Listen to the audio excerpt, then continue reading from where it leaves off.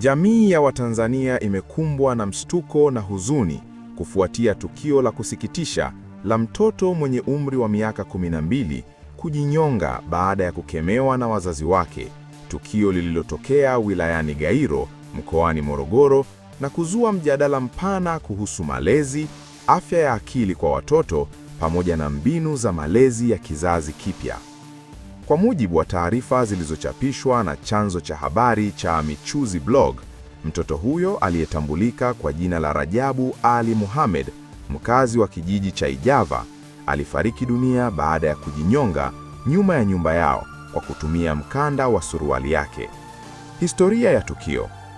Tukio hilo linadaiwa kutokea Machi 22, 2026, ambapo mtoto huyo alikemewa na wazazi wake kufuatia tuhuma za kujihusisha na vitendo vya udokozi. Inasemekana kuwa kabla ya tukio hilo, mtoto huyo alikamatwa pamoja na wenzake wawili wakidaiwa kuiba mahindi mabichi katika eneo hilo.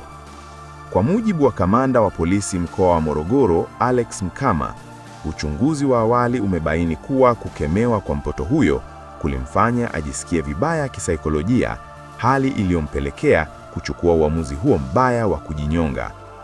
Taarifa zinaeleza kuwa mwili wa mtoto huyo ulipatikana asubuhi ya Machi 23, 2026 katika kitongoji cha Kaloleni, kata ya Italagwe, ukiwa nyuma ya nyumba yao, jambo lililowaacha wazazi, ndugu na majirani katika majonzi makubwa.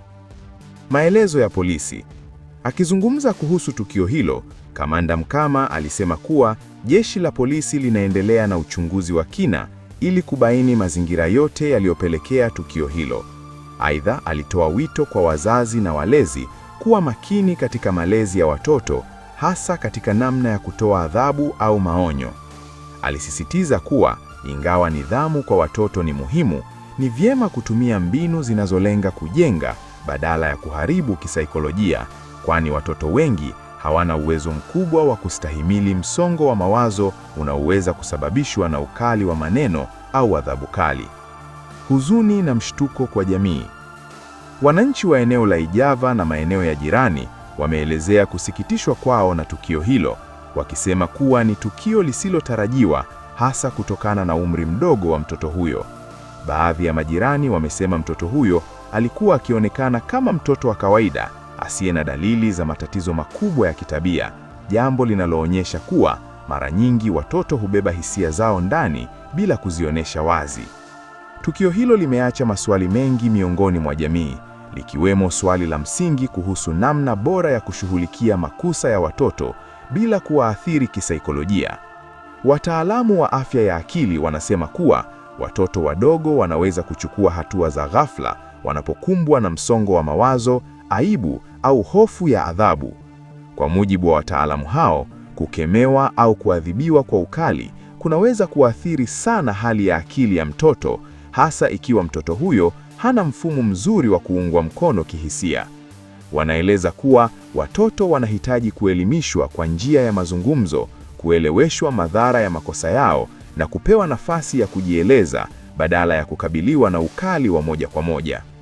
Aidha, wanashauri wazazi kuwa karibu na watoto wao kihisia ili waweze kutambua mabadiliko ya kitabia mapema na kuchukua hatua zinazofaa. Changamoto ya malezi katika jamii ya sasa.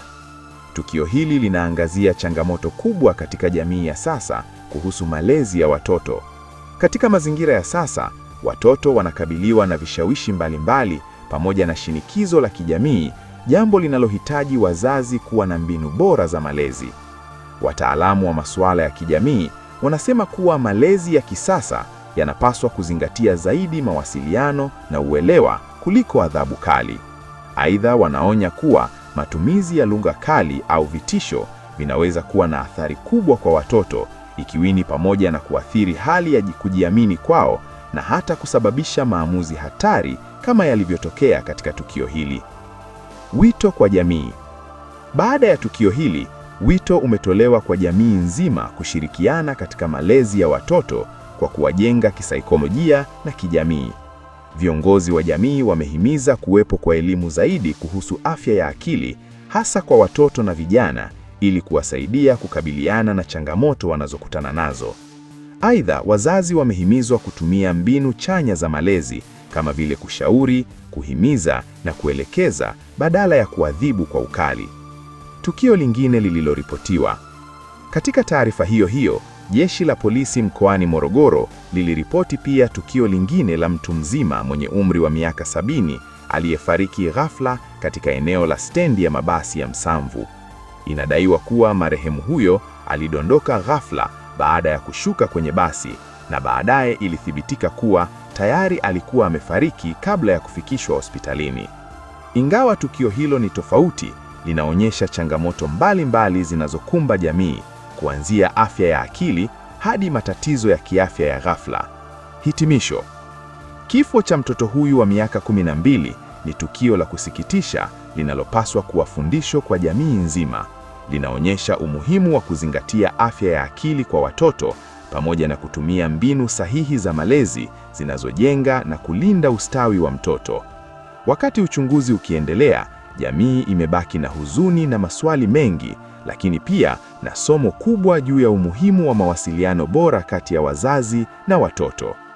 Ni wazi kuwa ili kuzuia matukio kama haya, kunahitajika juhudi za pamoja kutoka kwa wazazi, walimu, viongozi wa jamii na serikali ili kuhakikisha kuwa watoto wanalelewa katika mazingira salama yenye upendo na uelewa.